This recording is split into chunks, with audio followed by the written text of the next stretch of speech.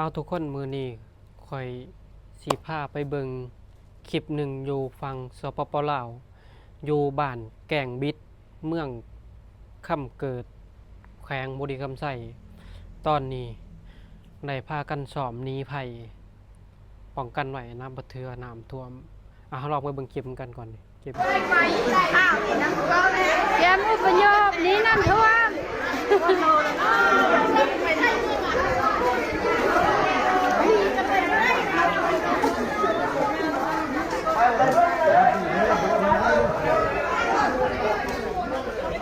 นี่น้ำท่วมนี่น้ำท่วม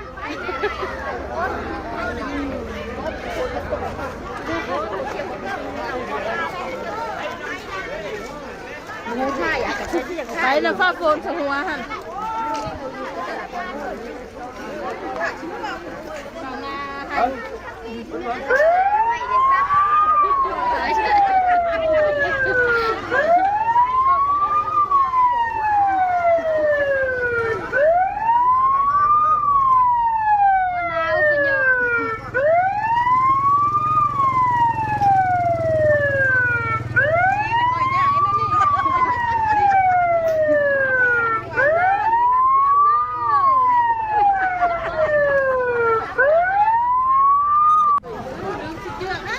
นี่น้ำท่วมนี่น้ำท่วมเขื่อนแตก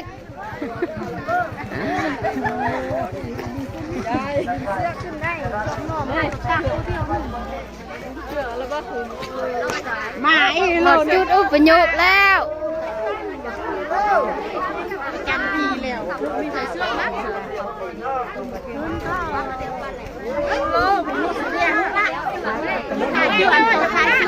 เบิ่งบอลขึ้นเบิ่งบอลขึ้น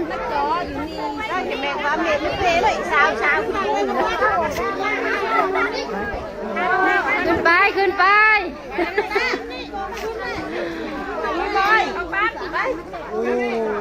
ถ้าเนี่ยมีแค่ตายเลยแบบ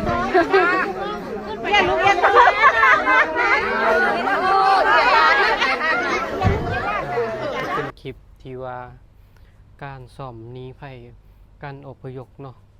เป็นของฝั่งสปปลาวเฮาคือเมื่อก่อนปีก่อนๆนะปีที่เราจำเขื่อนมันเคยแตก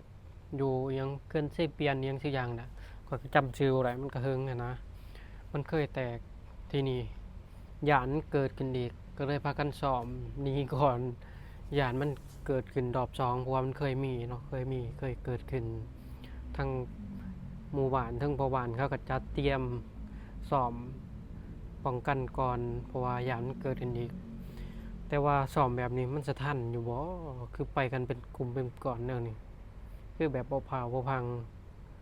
คือโบราณบ่ยังพอดีแต่ก็ยังดีเนาะถือว่ากาเกียมไปยามมันเกิดขึ้นแต่ว่าคือบ่มีเสือมีหยังใส่แบบนี้นะคือว่าตอนกระพึกซ้อมมันซื่อคือมันเคยเกิดขึ้นตอนนั้นก็เสียหายหลายเนาะ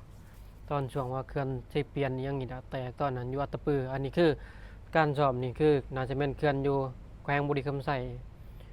บ้านแกงบิดเมืองคำเกิดแขวงบุรีคำไส่ก็เลยเดิมสอบกันเพราะว่ายันเกิดขึ้นถ้าเกิดขึ้นนี่มัน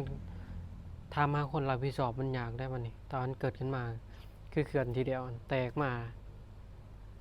กับบุ้ยไปทำผิดชอบเสียหายหลายของสะบานกับเสียหายวัวเฮือนวัวยังแม้แต่ชีวิตนี่แหละ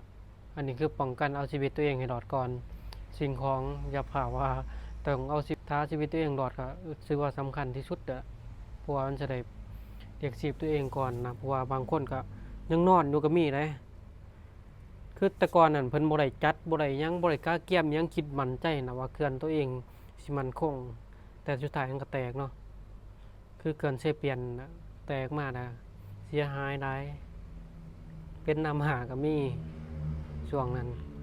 น่าจะเป็นปี2019ถ้าจำบ่ผิดนะช่วงนั้นอันนี้คือว่าเพิ่นซ้อมนี้ฝึกการวิ่งการแดนเอียงนี่นะการเอาตัวรอดช่วงนั้นการอพยพเพราะว่า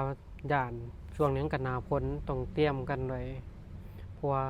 มีพายุพายังเขาร้ายมีลมมียังย่านน้ำท่วมย่ำระบายน้ำบ่ทันเนาะย่านเกินแตกก็เลยต้องฝึก การเอาตัวรอดแบบสอบอพยพก่อนการหนีภัยช่วงนั้นต้องมาสอนมายังกันก่อนถ้าว่าตอนเกิดขึ้นเจะคอยจะเอาตัวรอดนะเจะคอยหูวิธีเอาตัวรอด อันนี้คือทางน่าจะเป็นพระบาทนะครับจัดมาสอบไปก่อนคลิปนี้ก็จบประมาณนี้เนาะก็ฝากกดติดตามไปเด้อทุกคน